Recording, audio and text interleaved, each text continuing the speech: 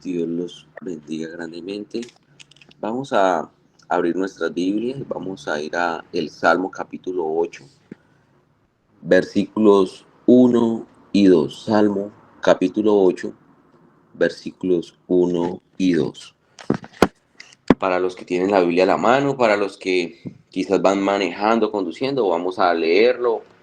Dice de esta manera: Oh Jehová, Señor nuestro, cuán glorioso es tu nombre en toda la tierra. Has puesto tu gloria sobre los cielos. De la boca de los niños y de los que maman fundaste la fortaleza a causa de tus enemigos, para hacer callar al enemigo y al vengativo. Amén. Lo voy a leer nuevamente. Salmo capítulo 8, versículos 1 y 2. Oh Jehová, Señor nuestro, cuán glorioso es tu nombre en toda la tierra. Has puesto tu gloria sobre los cielos. De la boca de los niños y de los que maman fundaste la fortaleza a causa de tus enemigos, para hacer callar al enemigo y al vengativo. Mis hermanos, este salmo es una alabanza del poder de Jehová. Y vivimos en una generación que ha aprendido a explicar casi todo. Una generación y unos tiempos donde para todo tienen explicación, pero que ha dejado de maravillarse. Es más, mis hermanos, sin ir muy lejos, muchos de nosotros quizás hemos caído en estos ideales, ya nada nos sorprende. Hemos aprendido a normalizar el día a día, a dejar de admirar las maravillas de la creación. Hoy en día se conocen las galaxias, los movimientos de los planetas, la velocidad de la luz, la composición de las estrellas, el funcionamiento de la naturaleza. Sin embargo, pocas veces nos detenemos a contemplar lo que todo ello nos anuncia, lo que esto nos está anunciando. La creación ha dejado de producir asombro para convertirse simplemente en un objeto de estudio o de entretenimiento. David nos enseña un camino diferente. Y este salmo, mis hermanos, y estos versículos nacieron muy probablemente durante una noche serena, mientras el rey contemplaba la inmensidad del firmamento. Al levantar sus ojos hacia los cielos, no encontró únicamente cuerpos celestes suspendidos en el espacio, vio la firma del Creador. Lo que comenzó como contemplación terminó convirtiéndose en adoración. Este salmo nos recuerda que Dios no solo se ha revelado por medio de las Escrituras, sino también mediante la creación. Los cielos, la tierra, el mar y todo cuanto existe proclaman silenciosamente la gloria de aquel que lo hizo. Sin embargo, mis hermanos, esa revelación solo puede ser comprendida por un corazón que aprende a contemplarlo con los ojos de la fe. Mis hermanos, este Salmo 8 pertenece a los signos de alabanza. Su estructura comienza y termina exactamente con la misma declaración. Versículo 1 dice: Oh Jehová, Señor nuestro, cuán glorioso es tu nombre en toda la tierra. Así inicia y así termina el Salmo 8, con las mismas palabras. Y esto no es casualidad. Es que David aquí lo que está haciendo es encerrando todo el salmo entre dos expresiones de adoración para enseñarnos que el tema principal no es el hombre. Aquí el tema principal no es el hombre, ni la creación, ni siquiera el dominio que Dios dio al ser humano. Esta estructura del salmo deja claro que toda la reflexión acerca del hombre solo tiene sentido cuando comienza y termina en la gloria de Dios. He titulado este devocional La majestad de Dios y la alabanza de los humildes. La majestad de Dios y la alabanza de los humildes. Y el versículo inicia diciendo: Jehová, Señor nuestro. Jehová, Señor nuestro. David comienza diciendo: Oh Jehová, Señor nuestro. No utiliza simplemente un nombre, está confesando una verdad. Jehová es el soberano absoluto del universo. Esa expresión Señor nuestro expresa una relación de gobierno, de autoridad, de dependencia. Dios no es únicamente el creador, es el rey legítimo sobre toda la creación. Toda criatura vive bajo su autoridad y le pertenece por derecho. Por esto, mis hermanos, reconocer su señorío constituye el fundamento de toda verdadera adoración. Por eso, mis hermanos, la adoración bíblica nunca comienza con el hombre, siempre comienza con Dios. Y antes de pensar en nuestras necesidades, siempre debemos contemplar quién es Dios. Se nos ha olvidado eso, mis hermanos. Quizás solo nos enfocamos en el día a día y nos olvidamos de contemplar las maravillas de Dios, su creación y todos los medios por los cuales manifiesta su gloria. El versículo continúa diciendo: cuán glorioso es tu nombre en toda la tierra. Has puesto tu gloria sobre los cielos. Mis hermanos, es que la creación, como les decía, anuncia la gloria de Dios. David levanta la vista hacia el cielo, no observa simplemente estrellas, ve la gloria de Dios. La creación constituye una revelación permanente del poder, la sabiduría y la belleza del Creador. Los cielos no poseen gloria propia, reflejan la gloria de aquel que los formó, como, como un artista reconocido por sus obras, por la excelencia de su obra. Así el universo anuncia continuamente la grandeza de Dios. En los versículos siguientes, mis hermanos, de este salmo, David habla de la luna, de las estrellas, de los animales, de las aves, de los peces y del mar.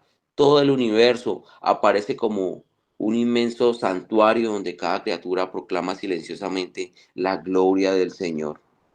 Y esta verdad, mis hermanos, también la podemos ver en otros versículos, en otros salmos. En el Salmo 119, versículo 1 dice: los cielos cuentan la gloria de Dios y el firmamento anuncia la obra de sus manos.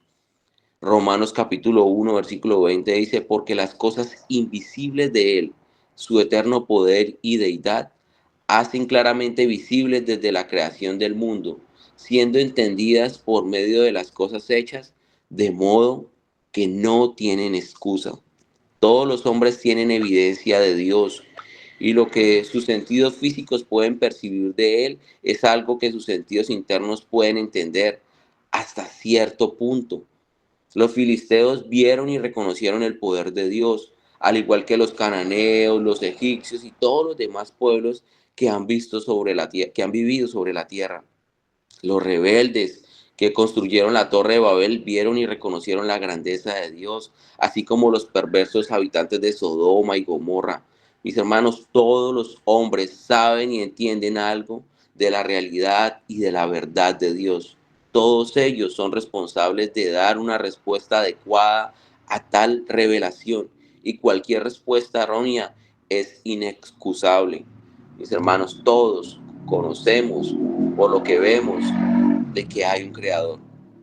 El teólogo Augusto Strock escribió y dijo lo siguiente, entre comillas, abro comillas: las escrituras suponen y declaran que el conocimiento acerca de la existencia de Dios es universal. Dios ha implantado la evidencia de esa verdad fundamental en la naturaleza misma del hombre, de tal modo que Él no carece de testigos por ningún lado. Cierro comillas, mis hermanos.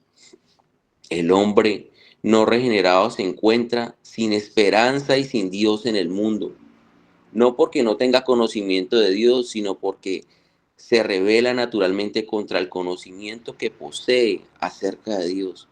La creación, mis hermanos, es esa muestra de la grandeza de Dios y es testigo para cada uno de nosotros de que hay un creador y no hay excusa, como dice, como leíamos en el versículo, para los incrédulos.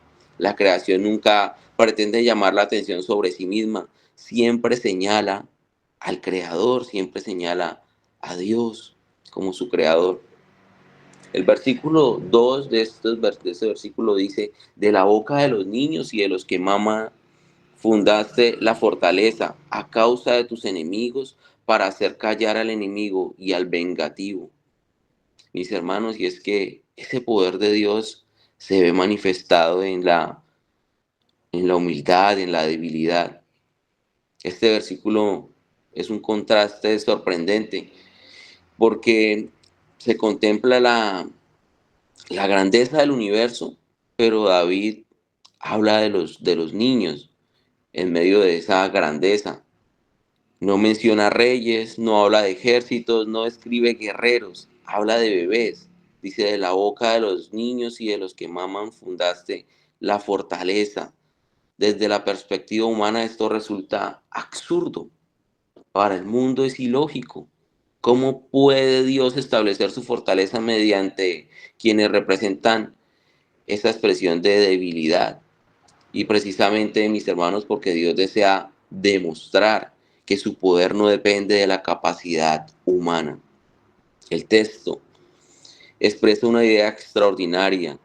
Dios establece una fortaleza a partir de la alabanza de los pequeños. La adoración sencilla de los niños se convierte en una muralla contra los enemigos del Señor. Mientras los rebeldes levantan su voz para desafiar el gobierno de Dios, Él utiliza la alabanza humilde de quienes nada pueden ofrecer para hacer callar todas las oposiciones. Y este principio lo vemos en toda la historia bíblica, mis hermanos. Vemos a Dios escogiendo a Abraham, que era un hombre cuando era estéril, levantando a Moisés, quien decía no saber hablar, se redujo eh, el ejército de Gedeón a 300 hombres, llamó al menor de Isaí, a David, para derrotar a Goliat, escogió a pescadores para anunciar el evangelio y finalmente venció el pecado y a Satanás mediante un Mesías crucificado. Mis hermanos, aprendamos a confiar que Dios hará de cada uno de nosotros esos instrumentos útiles en sus manos. Dejemos de pensar que no somos capaces y aprendamos a admirar la obra salvadora que hizo en nosotros. El mundo admira la autosuficiencia. Dios manifiesta su gloria por medio de la dependencia. Los enemigos de Dios, mis hermanos, terminan en silencio, como dice el versículo. David dice que todo esto ocurre para hacer callar al enemigo y al vengativo. Siempre existirán personas que se opongan al gobierno de Dios. Desde el comienzo de la creación, desde Génesis 3, la humanidad vive en abierta rebelión contra su creador. Sin embargo, el Señor no necesita demostrar su poder mediante la fuerza humana. Solo su palabra basta, mis hermanos. Aún la alabanza de los niños resulta suficiente para avergonzar la arrogancia de los rebeldes. El reino de Dios no avanza de una manera completamente distinta a la lógica del mundo. Avanza completamente distinta a la lógica del mundo. No necesita fuerza, no necesita poder político, no necesita violencia, sino por el poder soberano de Dios obrando a través de instrumentos humildes. Mis hermanos, y en todo esto vemos a Cristo. El Nuevo Testamento también revela el cumplimiento pleno de este mensaje. Cuando Jesús entró en Jerusalén, los principales sacerdotes rechazaban su autoridad mientras los niños exclamaban, Hosana al Hijo de David. Los líderes religiosos intentaron silenciar aquellas voces, pero Jesús respondió citando precisamente este salmo. De la boca de los niños y de los que maman, perfeccionaste la alabanza. Por esta cita, mis hermanos, con esta cita el Señor declaró que lo que estaba ocurriendo en el templo no era un acontecimiento casual, sino el cumplimiento de las Escrituras. Dios había determinado que aquellos que el mundo consideraba débiles y sin importancia fueran quienes reconocieran al Rey, mientras los sabios, según la carne, permanecían en incredulidad. Mis hermanos, el problema nunca ha sido la capacidad intelectual, sino la disposición del corazón. Los sacerdotes conocían las escrituras mejor que los niños, sin embargo fueron los niños quienes comprendieron lo que los eruditos se negaban a aceptar. El conocimiento sin humildad produce orgullo. La verdadera fe siempre conduce a la adoración. Este mismo principio aparece a lo largo de toda la escritura. Dios resiste a los soberbios y da gracia a los humildes, como dice Santiago capítulo 4, versículo 6. Mis hermanos, Jesús mismo declaró, te alabo, Padre, Señor del cielo y de la tierra, porque escondiste estas cosas de los sabios y entendidos y las revelaste a los niños. En Mateo 11:25. No significa que Dios rechace el conocimiento, sino que el orgullo intelectual puede convertirse en un velo que impide contemplar la gloria de Cristo.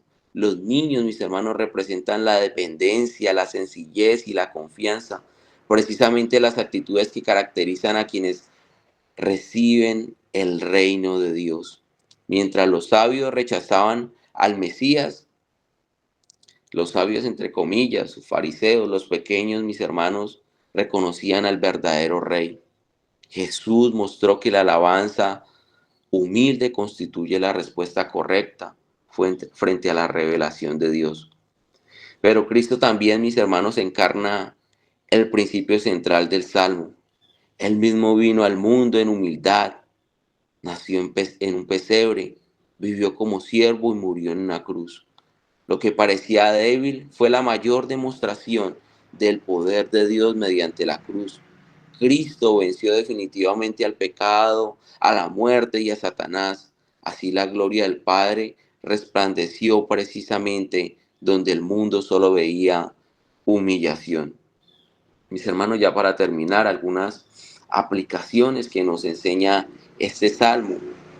Y preguntémonos, mis hermanos, quizás hemos perdido la capacidad de maravillarnos ante la creación, como mirábamos al inicio, quizás ya no nos sorprendemos al ver tantas cosas maravillosas, como decía el pastor, ese amanecer que podemos ver ya no nos sorprende. Y ahí vemos, en eso vemos la grandeza de Dios. Mis hermanos, también preguntémonos, ¿vivimos dependiendo de nuestras capacidades o deseamos o descansamos en el poder del Señor? ¿Vivimos dependiendo de nuestras capacidades o descansamos en el poder del Señor?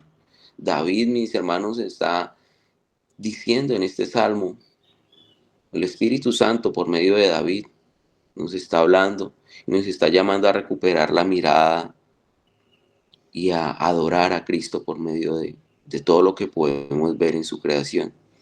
No basta con conocer la creación, es necesario contemplarla hasta que conduzca nuestro corazón a la adoración. El creyente no solo estudia las obras de Dios, aprende a reconocer en ellas el reflejo de la gloria del Creador. Jesús nos trae otra enseñanza aquí, mis hermanos. Fundamental, debemos volvernos como niños, no por ingenuidad, sino por humildad, dependencia y confianza. El reino de Dios, no olvidemos, pertenece a quienes reconocen que nada tienen para ofrecer y que toda la suficiencia proviene del Señor.